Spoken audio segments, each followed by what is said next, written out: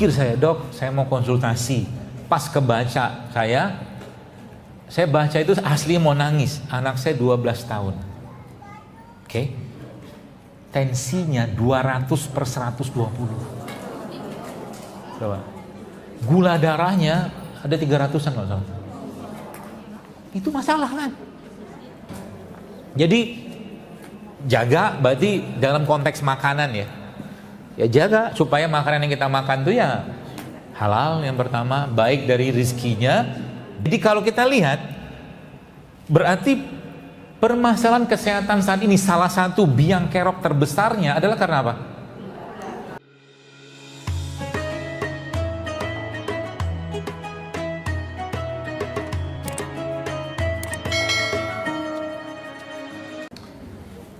Itu. Jadi banyak sekali Bapak sekalian dalam syariat itu yang kita bisa manfaatkan ya. Tadi ada puasa, ada benerin tidur. Jadi kalau makan itu justru sebenarnya sama sebenarnya. Problemnya manusia modern kayak kita nih sekarang ini, ya jelas kalau kita disuruh makan yang halal, yang haram nggak mau kita. Kan urutannya, coba kalau Anda baca waqulu mimma fil ardi halalan thayyiban. Makanlah yang halal lagi baik, kata Allah kan gitu kan. Tapi kalimat itu diikutin dengan kalimat lagi oleh Allah Subhanahu wa taala. Namanya apa? Kalimatnya bunyinya apa?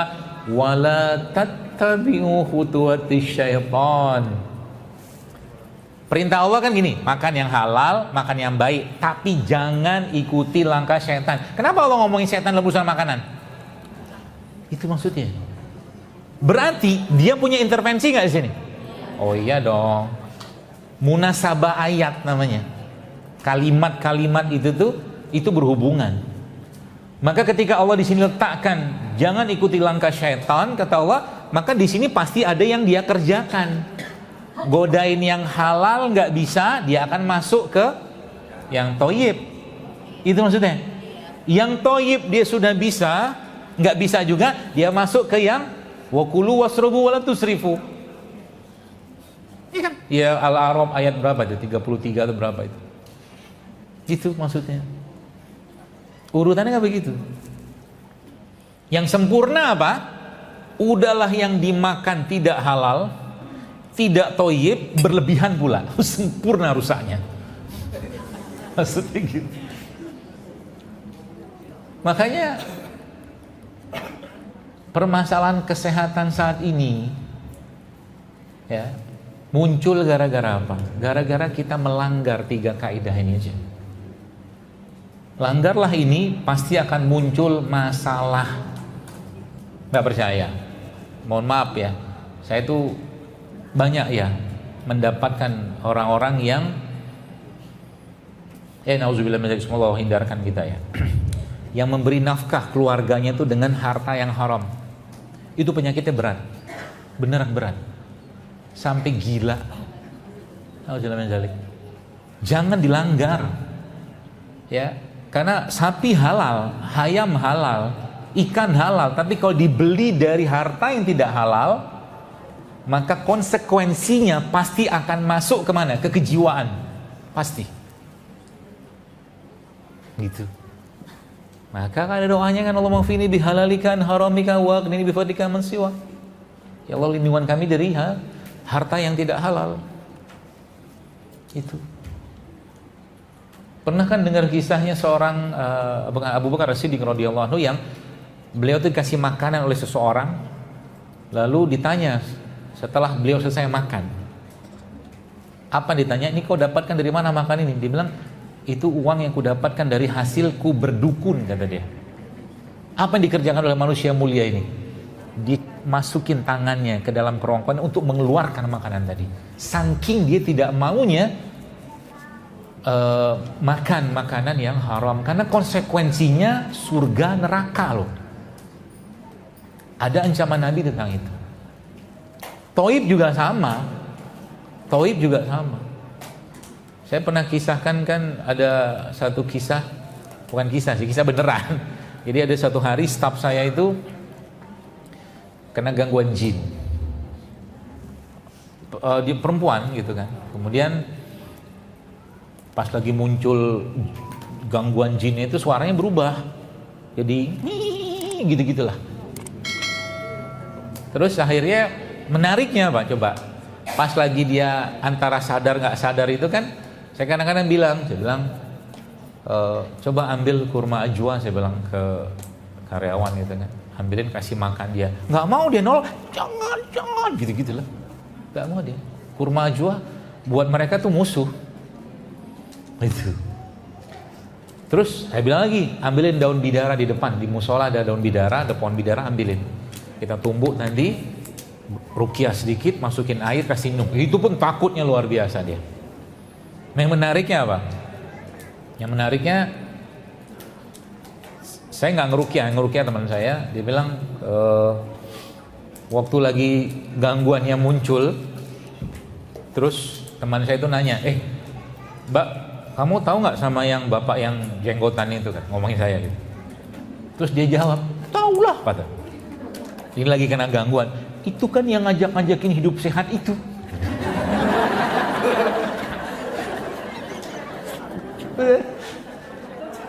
Dan kami nggak suka, kata dia gitu. Kami nggak suka. Jadi Anda itu sehat, nggak disukai oleh setan. Percayalah. Karena kalau sudah nggak sehat, pertama kali yang akan dirasakan tubuh bukan keluhan di kaki, tulang, bukan. Hati Anda nggak tenang. Percayalah. Dasarnya di situ. Kita sering dengar kalimatnya kan, good food, good mood, apalah itu tuh kan. Jadi obat paling mudah untuk menenangkan hati itu apa? Hah? Sholat, diam, puasa, diam aja. Makanya kata Nabi Pak, salah satu tanda berimannya seseorang atau iman yang baik pada diri seseorang adalah dia meninggalkan hal-hal yang tidak bermanfaat. Jangan kepo urusan orang. Udahlah urusan dia. Gak usah sibuk. Ya, istri misalkan kepo dengan isi handphone suami, coba aja. Cari tahu lah, tahu nanti bingung sendiri. Makanya itu masuk dalam tajassus nggak saya, Pak, dosa besar loh. Istri lihat handphone suami tanpa izin ya, itu dosa besar. Ulama sepakat tentang itu. Kenapa Anda tahu susah hati dan bingung juga mau ngapain, lebih nggak usah tahu. Kalau dia maksiat gimana? Urusan dia sama Allah. Gitu loh. Nggak bisa juga kita ngatur-ngatur dia. Terserah kau lah. Itu gitu. Jadi efek dari makanan yang tidak halal, tidak toyib, ngomong handphone langsung berisik ya.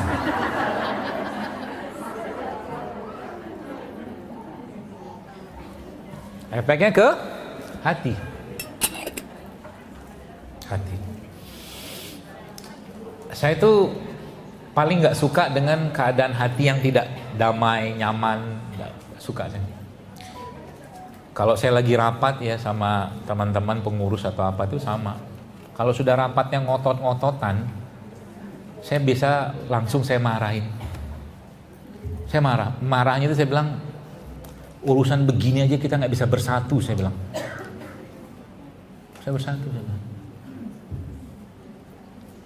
Lihat tuh yang di Palestina itu, saya bilang.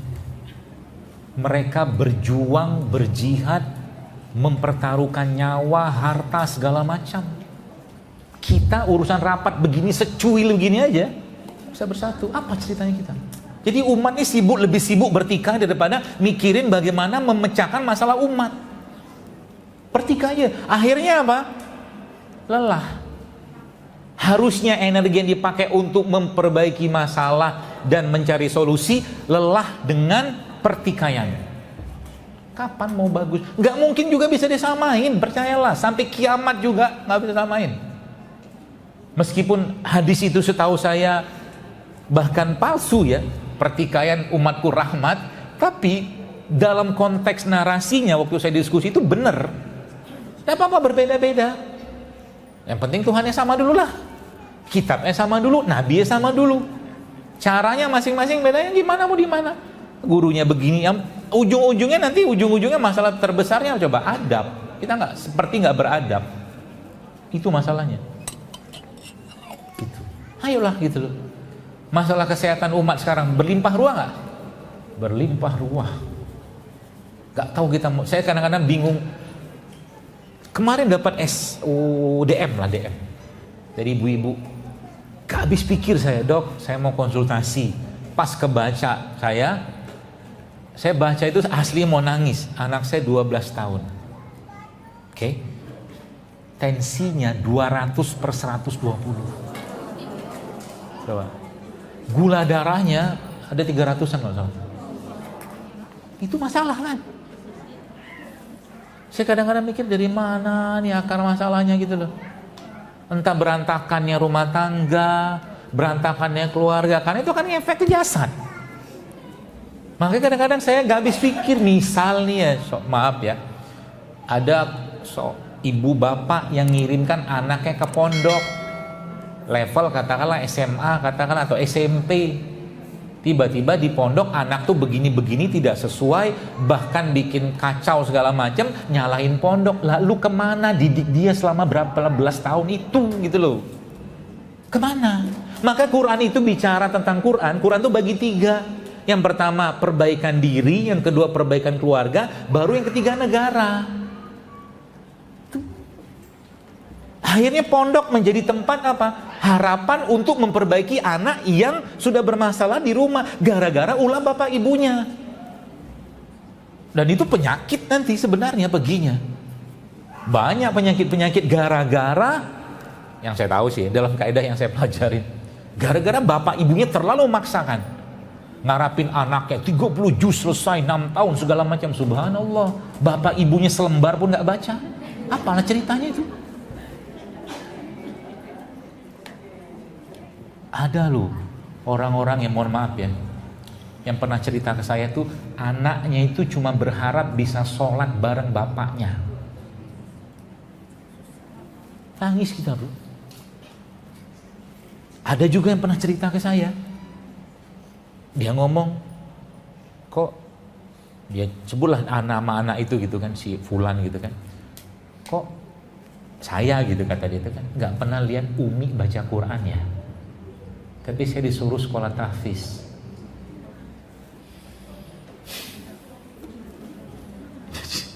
Gitu.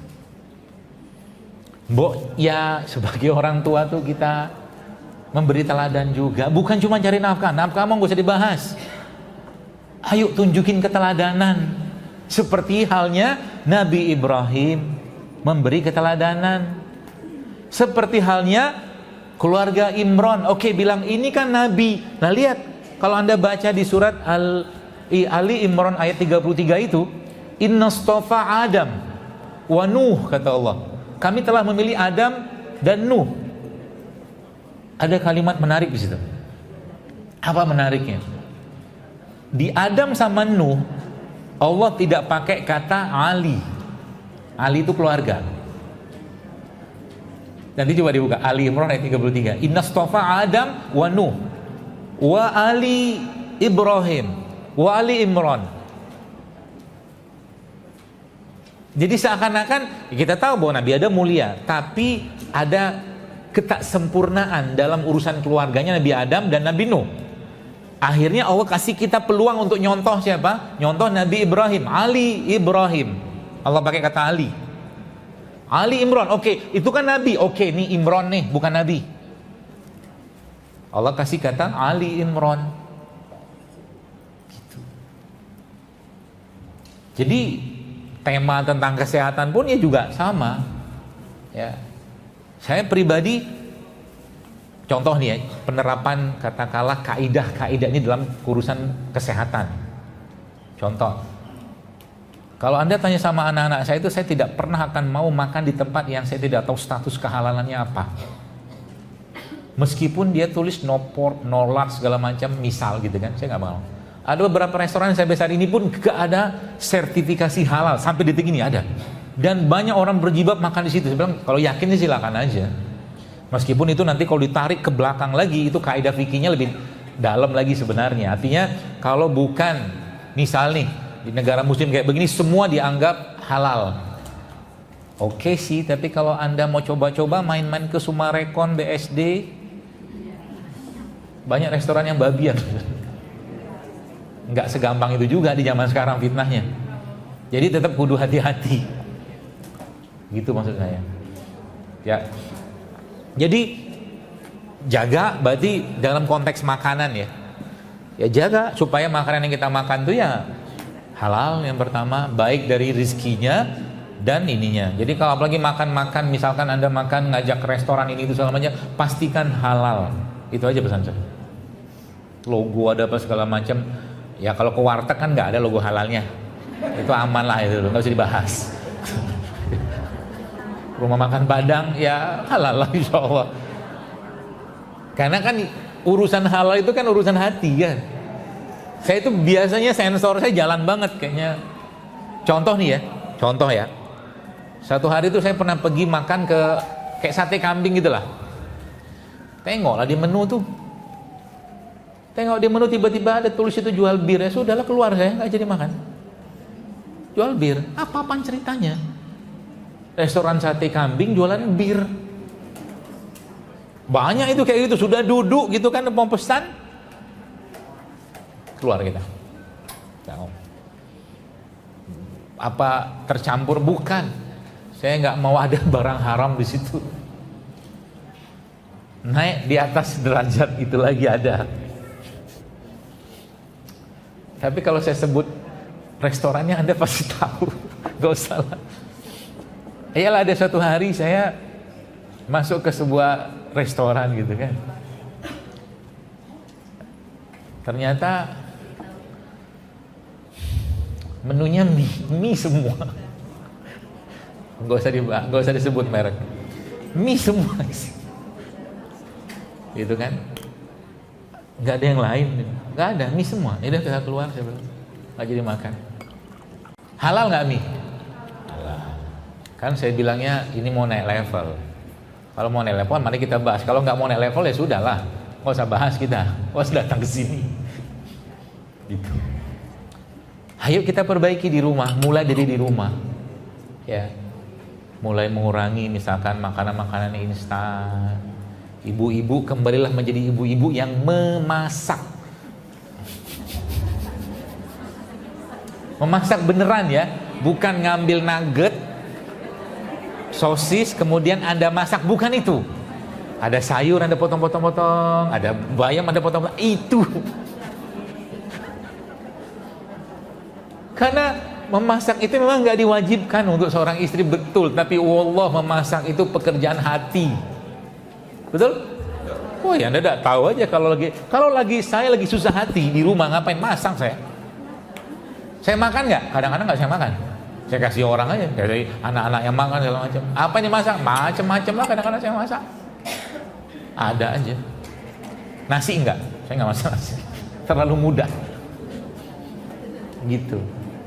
Ya, toyib ya. Nah, semoga toyibnya paham.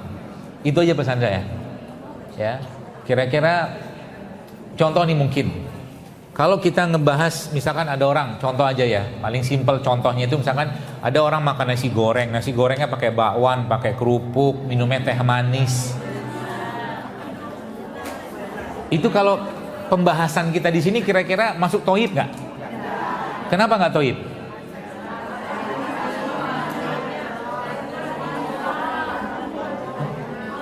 Karena terlalu banyak karbonya. Gulanya kebanyakan. Makanya ada satu buku saya baca itu, saya beli di internet, judulnya Why We Get Sick. Kenapa kita sakit? Buku itu isinya cuma satu, ngomongin apa? Insulin resisten. Insulin resisten itu apa? Gini. Ilustrasinya ya.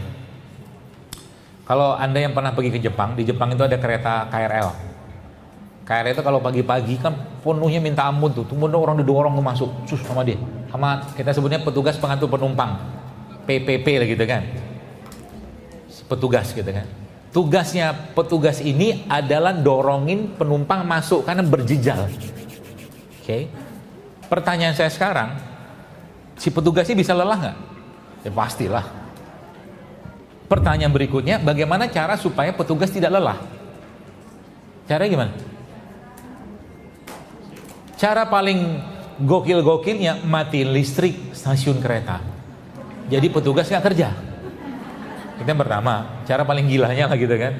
Cara keduanya apa? Kasih cuti si petugas. Ini ada ilmunya ya. Ingat baik-baik, pesannya ada nih. Cara ketiga apa? Kurangi jumlah penumpang.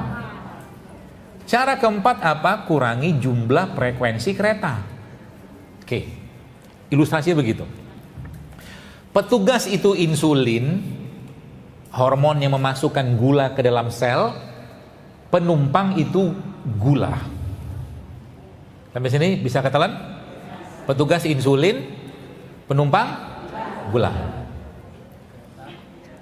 Oke. Insulin resisten itu ya,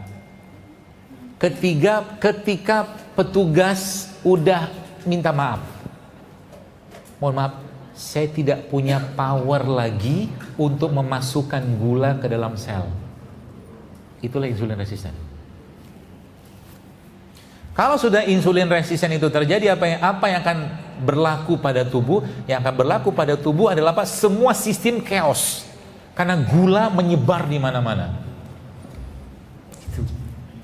Itulah insulin resisten. Jadi kalau kita lihat, berarti permasalahan kesehatan saat ini salah satu biang kerok terbesarnya adalah karena apa? Terlalu banyaknya asupan gula yang masuk ke badan kita, petugasnya keletihan, petugasnya nggak disuruh nge-gym. Ada hubungan apa sama gym? Ada.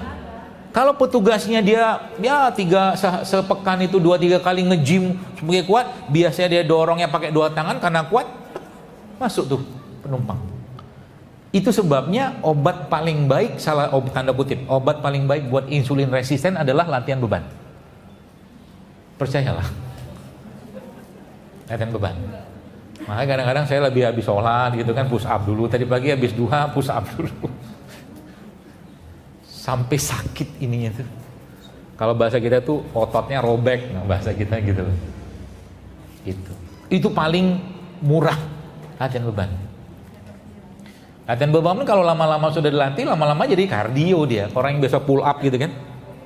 Pull up biasanya 3 kali nggak kuat, akhirnya sampai pull up itu yang harusnya menjadi latihan beban berubah jadi latihan kardio karena saking ringannya dia. Itu mantap itu. Masya Allah ya. Itu ilustrasinya. Jadi bicara nasi goreng tadi, coba lihat. Nasinya karbo, kerupuknya karbo, teh manisnya karbo, bakwannya karbo. Coba lihat. Apa yang terjadi setelah orang makan itu? Apakah makin berenergi dan bertenaga atau ngantuk? Karena kebanyakan gula. Gitu. Berarti kita dilarang makan karbo? Bukan. Ini bukan di situ, kurangi aja. Berarti kalau nggak makan karbo, makan apa? Kan gitu. Banyak pilihan yang lain. Banyak kalau mau mengganti karbonya dari nasi tadi banyak. Dan ilmu sudah beredar di mana-mana. Anda mau ganti kentang boleh, mau ganti ubi boleh, mau ganti jagung boleh aja. Nah, ubi kayak begini aja. Nih, sini ubinya, sini pinjam. Sini pinjam. Ubi begini, sudah tahu nggak kenapa ubi begini zaman dulu kalau kita makan, ini kenapa snacknya berubah ya hari ini? Gara-gara saya ngisi gitu kali. Alhamdulillah sehari berubah. Alhamdulillah, Masya Allah. Bahagia saya. Apa aja isinya tuh? Jagung. Malu nggak makan gitu? Oh. Cuman ada caranya. Nah, saya tuh baru tahu ilmunya juga. Kenapa zaman dulu orang kalau makan ubi, singkong, ubi begini tuh dikasih kelapa. Itu ada ilmunya ternyata. Jadi salah satu cara untuk membuat gula itu tidak melesat kuat setelah kita makan karbo itu adalah pakai lemak. Itu ilmunya. Makanya kalau Anda di rumah masak nasi di rice cooker rice cooker lah gitu kan namanya itu. Nah, itu tuh Anda bisa campurkan minyak di situ. Boleh PCO, boleh zaitun. Di situ. Supaya apa? Supaya gulanya nggak naik. Itu pilihan pertama. Atau yang kedua apa? Sebelum Anda makan karbonya, Anda makan sayurnya dulu. Jadi kalau pakai di buku yang saya baca itu Why We Get Sick itu dia bilang carbs come last. Makan karbo itu terakhir. Jadi yang pertama itu makan sayur dulu. Habis makan sayur makan apa? Makan daging. Terakhir baru nasi. Agak aneh sih buat kita, karena biasa kan satu ambilan gitu kan, sambelnya, dagingnya, komplit semua di situ. Ini kasihan bener, udah mau makan. Gitu ya. Coba aja praktekin, masya Allah. Berubah nanti kita tuh nggak namanya glucose spike. Glucose spike itu gula darah sus naik gitu. Itu biang kerok banget itu. Ya, jadi kalau sudah mulai makan itu sudah mulai falyanzuril insa nuailah ta'ami. Perhatiin dong. Gitu kan? Ana sobabna ma'sobba. Suruh perhatiin yang dimakan tuh apa. Ya, gitu. Simple, simple. Gampang, gampang. Tapi, woi setannya, masya Allah. Setannya kita sendiri yang paling susah. Ya, percayalah. Ya, wah, habis ikut kajian Jalul Akbar gitu kan, wah hari hidup saya besok, bakso lewat, mie ayam lewat, instan lewat. Godaan kan? Auzubillah minasyaitonir rajim. Gitu ya. Mudah ya, mudah. Berarti ya ini terakhir mungkin ya. Sudah jam 11, masya Allah. Ya, sampai jam berapa? Sampai 11 ya? Hai bau ibu, ente puas, ane lemas.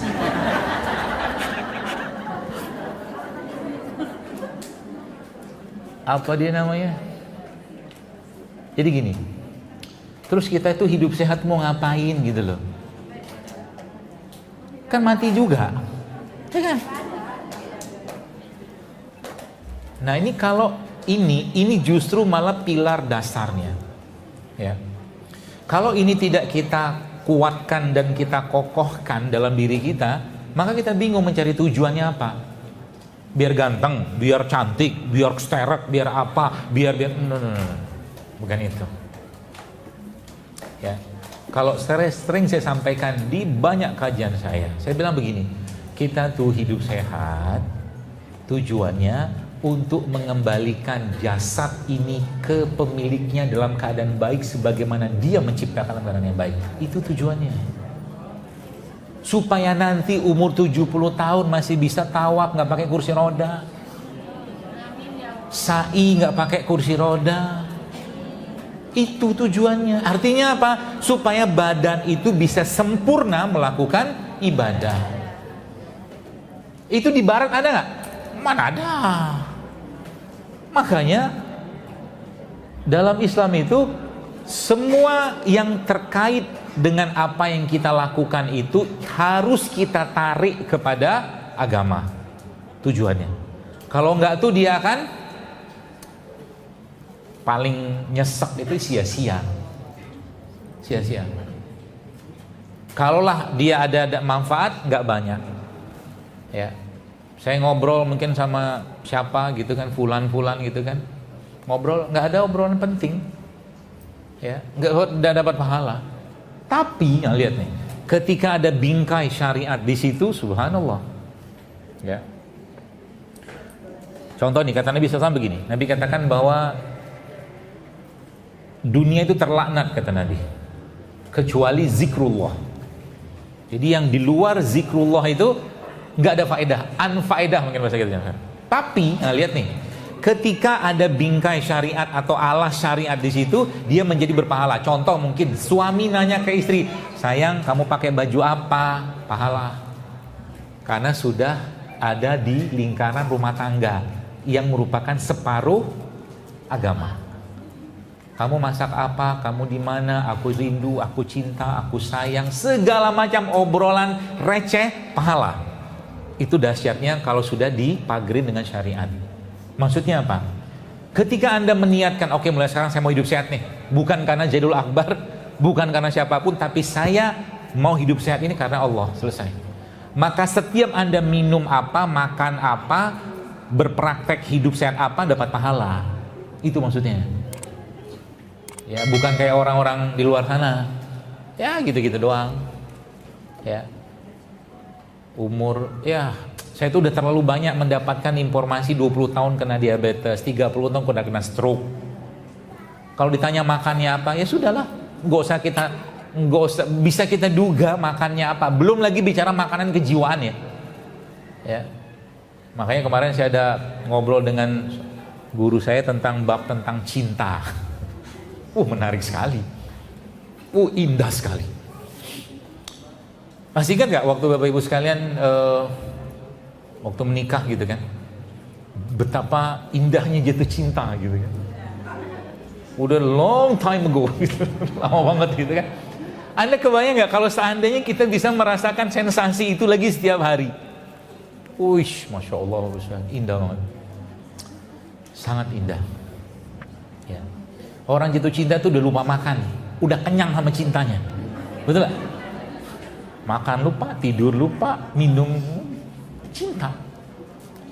Itu lihat, itu kalau dipasang atau diambil cinta tadi itu, Anda letakkan pada ibadah, Allahu Akbar. Jos, luar biasa. Sehingga nanti apa? Tidak akan pernah keluar kalimat yang dia mengatakan bahwa ya zuhur lagi. Karena waktu zuhur itu waktu dia, tanda kutip gitu kan, kencan dengan Tuhannya, ngobrol dengan Tuhannya, yang setiap kalimat yang dia baca dalam sholat itu alhamdulillahirabbil alamin, Allah bilang hambaku memujiku, kata Allah. Indah banget. Itu sebabnya Nabi kita sallallahu alaihi wasallam kalau sholat lama atau bentar? Lama. Kenapa lama? Karena menikmati cinta itu. Ibnu Mas'ud kan pernah cerita kan bahwa beliau radhiyallahu anhu pernah ngikut sholat sama Nabi SAW. Rakaat pertama baca Al-Baqarah, pikir sudah selesai Al-Baqarah, lanjut lagi Ali Imran. Al-Baqarah dibaca minimal 2,5 jam, minimal 2, ya yang cepat lah gitu kan, 3 jam lah. Lanjut sama Ali Imran, sampai Ibnu Mas'ud bilang, saya itu udah mikir untuk meninggalkan sholat itu karena saking. Kenapa Nabi bisa kayak begitu? Karena berlimpahnya cinta Nabi pada Allah melalui ibadah. Orang barat ceritanya beda. Cinta picisan, Romeo Juliet dijadikan rujukan. Apa ceritanya cinta bunuh diri? Tak ada ceritanya. Laila Majnun, tahu ceritanya Laila Majnun? Sampai kawin nggak mereka? Sampai nikah nggak? Enggak loh, mana ada nikahnya. Tapi banyak pelajaran akidah di situ sebenarnya. Kalau belajar cinta itu ya belajarlah dengan ulama. Makanya pernah baca buku Raudatul Muhibbin, Taman Orang-orang Jatuh Cinta. Asik buku itu. Tidak paham bahasanya. Terlalu tinggi bahasa cintanya Ibnu Qayyim al-Jauziyah rahimahullah itu. Ya. Ya, jadi apa poin yang saya mau sampaikan dengan bab tentang cinta ini? Nah, itu sebagai pesan terakhir. Orang yang hidupnya berlimpah dengan cinta, ya, maka cinta ini bukan kaitannya cuma sekedar dia mencintai seorang wanita atau laki, bukan. Ya, bahkan Nabi katakan salah satu amalan yang bisa membuat orang itu masuk surga adalah mencintai saudaranya sama muslim. Coba, gara-gara cinta bisa masuk surga. Nah, kalau itu Anda pasanglah itu dalam kehidupan Anda, terutama ibadah, maka ibadah yang kita kerjakan itu akan berlimpah cinta. Malam itu akan menjadi waktu yang Anda nantikan untuk berkhalwat dengan Allah, untuk ngobrol sejadi-jadi sama Allah. Gitu. Sehingga nanti apa? Doa itu bukan lagi kita mikirin kapan dikabulin, doanya apa, no. Kita udah mikirin doa itu yang lebih kita nikmatinya itu berdoa daripada dikabulkan. Ya, kabulkan pasti kabul. Kalau udah bilang ud'uuni astajib lakum, merengek-rengek, berlinangan air mata, ngobrol sama Allah, ya Allah begini. Aku tuh bingung. Kau kan maha mengabulkan. Kepada siapa lagi aku minta ya Allah? Tolonglah sehatkan, tolonglah sembuhkan, tolong. Sehingga akhirnya cinta itu akan melahirkan kasihan. Allah kasihan dengan kita dikasihani loh. Ya, sangat dikasihani oleh Allah, demi Allah. Saking luar biasanya Allah kasihan sama kita, Anda bayangin aja. Hari ini misalkan pagi-pagi tadi kita sudah bikin dosa, kata. Satu dosa itu aja membuat Allah kurangi katakanlah denyut jantung kita, habislah hidup kita. Makanya kita nih sering banget disebut Allah qalilan ma tashkurun, kata Allah. Qalilan ma tashkurun. Sedikit kalian bersyukur. Boro-boro bicara cinta. Dan obat paling kuat, nah maksudnya gitu lah. Dalam pengobatan salah satu itu cinta. Makanya nanti kan zuhur nih,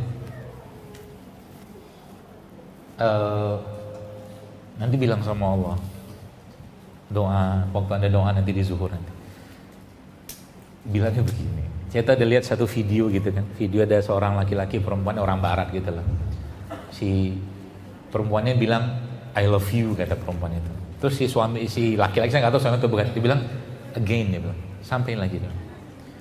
Sampai akhirnya 3, 4, 5 sampai berapa kali gitu si perempuan itu bilang I love you. Akhirnya terjadi apa? Si laki-laki itu nangis loh.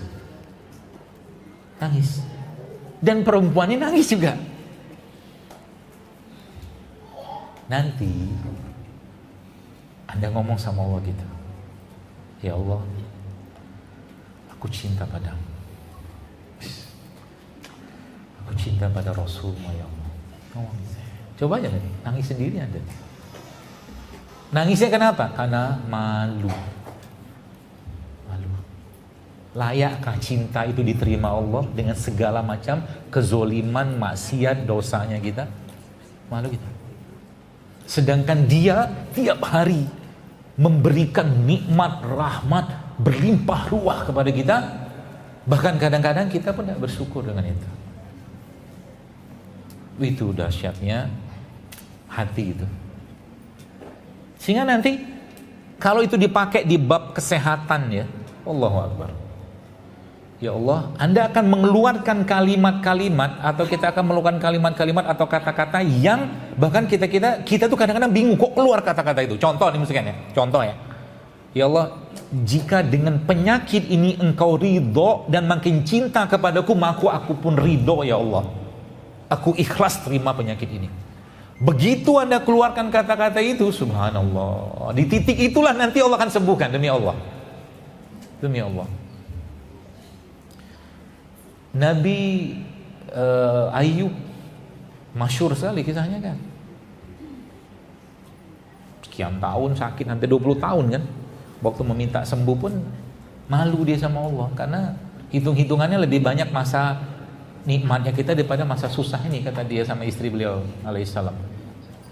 Sehingga nanti, atau mungkin kalimat Allah dalam Al-Quran itu kan, kalau Anda lihat di surat Al-Anbiya itu tentang ada 3 kisah tuh dalam satu lembar itu. Nabi Ayub, Nabi Zakaria, sama Nabi Yunus, satu lembar di surat Al-Anbiya. Saya lupa halaman berapa itu, tapi semuanya diakhiri dengan fastajabna lahu, kata Allah. Seketika kami kabulkan doanya. Fastajabna lahu. Yang Nabi yang di atas itu kisah Nabi Yunus, la ilaha illa anta subhanaka inni kuntu minadh dhalimin. Fastajabna lahu, kami keluarkan dia. Yang kedua di tengahnya itu kisah Nabi Ayub, atau yang terbalik lah, 1 atau 2 itu dia katakan Rabbi anni masaniyad dzurru anta arhamur rahimin. Fastajabna lahu. Mudah banget Nabi Ayub itu disembuhkan oleh Allah kan. Urkut, kata Allah, hentakkan kakimu di tanah, maka airnya keluar, dia minum, dia sehat kembali, dan wajahnya tiba-tiba berubah Bahkan sampai istrinya waktu datang kagok, dia tanya, kau lihat gak ada laki-laki di sini? Dia nanya sama Nabi Ayub. Berubah jadi ganteng. Jadi tauhid dan akidah itu membuat ganteng. Kisahnya begitu, bikin glowing kali ya. Akidah dan tauhid bikin glowing, seglowing. Sampai bingung kan istri Nabi Ayub itu. Laki-laki yang mana? Yang sakit sekian lama? Aku lah itu katanya. Kok sudah sembuh? Iya sudah sembuh.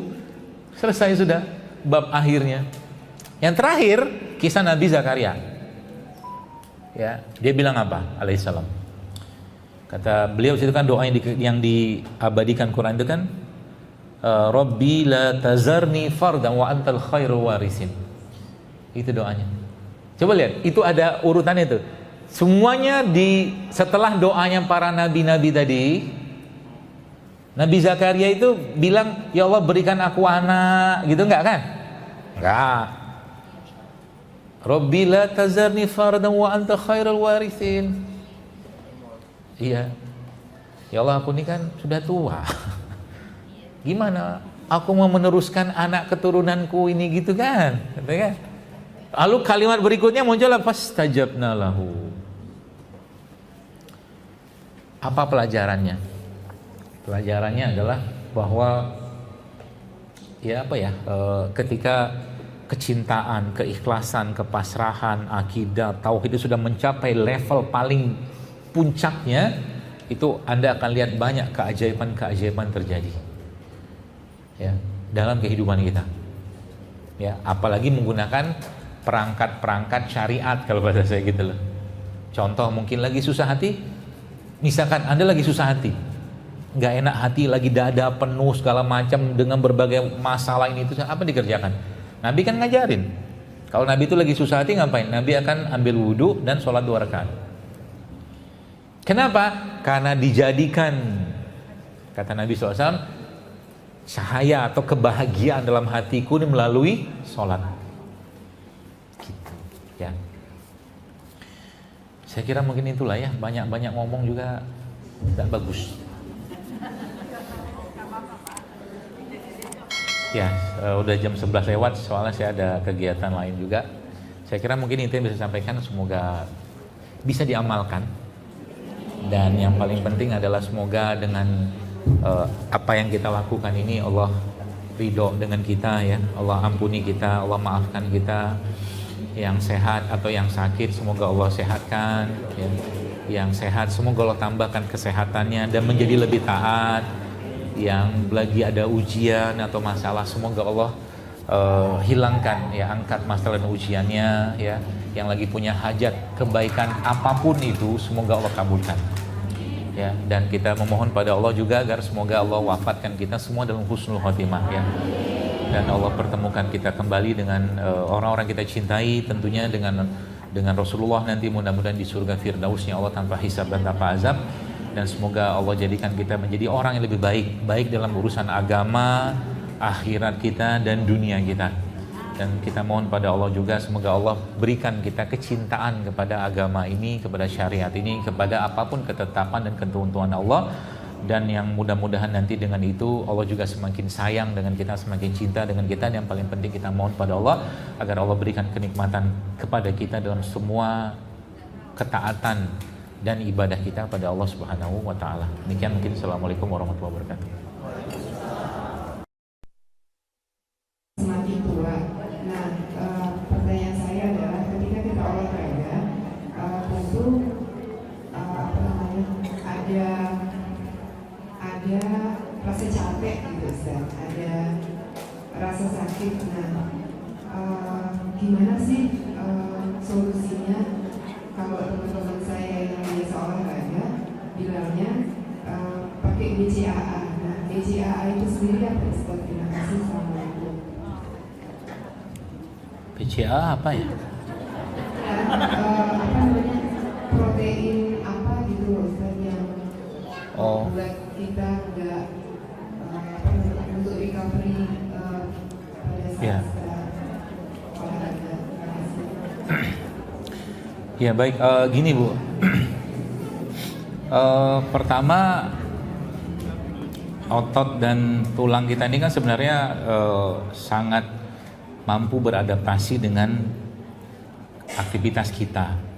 Nah, tadi kalau mungkin pertanyaannya, kalau habis olahraga misalkan badannya sakit-sakit segala macam, ya kemungkinan besar itu nggak rutin olahraganya, biasanya kayak begitu. Itu yang pertama, itu yang saya ketahuin ya, karena saya juga bukan ahli olahraganya. Tapi saya coba jelaskan secara fisiologis yang saya paham aja. Nah, yang kedua adalah bahwa ya ada banyak sebenarnya. Saya tuh kadang-kadang pertanyaan begini tuh bukan khawatir sih. Kadang-kadang malesnya itu ujung-ujungnya jualan gitu. Pakai inilah, pakai itu segala macam. Kalau dia ngomongin tentang protein, kenapa nggak makan daging aja? Kan bisa juga misalkan. Atau mungkin pasca olahraga misalkan dia minum air mineral. Air mineral itu contohnya apa? Ya air kelapa itu kan air mineral sebenarnya. Makanya air kelapa itu misalkan Anda habis mungkin entah lari ya mungkin atau mungkin olahraga beban segala macam, paling gampang itu ya minum air mineral itu air kelapa Anda campurkan dengan madu udah jadi mah itu. Makan daging, telur segala macam udah cukup ya. Kalau cuman sekedar untuk menghilangkan tadi pegel apa segala macam dan memberikan energi lebih gitu loh ke badan kita. Dan orang olahraga kan memang ujung-ujungnya kan salah satunya kan memang penimbunan asam laktat seingat saya setelah olahraga. Itu salah satu cara yang disarankan ya memang istirahat. Makanya kan dalam periode tertentu, lagi-lagi saya bukan ahlinya sih ya, lagi tanya sama ahlinya, itu kita contoh mungkin olahraga beban. Setahu saya olahraga beban tuh 5 menit saja kalau dia terus-menerus sudah capek minta ampun. Beda sama kardio. Ya, beda sama kardio. Kardio bisa orang lari ya, maraton ya, jogging itu kan bisa 2 jam, 3 jam, tapi kalau beban nggak bisa. Makanya ada beberapa yang menggabungkan di situ. Jadi antara dia jogging sprint gitu loh. Itu lebih powerful buat badannya. Jadi sebenarnya lagi-lagi dilihat saja. Kalau dibilang tadi Ibu sebutkan apa gitu kan isinya protein segala macam, makan protein aja. Makanya guru saya pernah mengajarkan ini nih resep buat naikin vitalitas yang sangat cepat. Ya. Yaitu minum air kelapa, Anda boleh campurkan dengan madu sedikit di situ, kemudian Anda makan telur. Telur apa yang bagus? Kalau saya milihnya telur ayam kampung. Ya, jadi nanti beli air kelapa tuh misalkan habis olahraga segala macam beli air kelapa, kasih madu sedikit gitu kan, lalu Anda makan telur rebus aja, telur ayam kampung 2 gitu kan atau 3, itu sangat cepat mengembalikan tenaga buat badan. Itu ya Bu ya.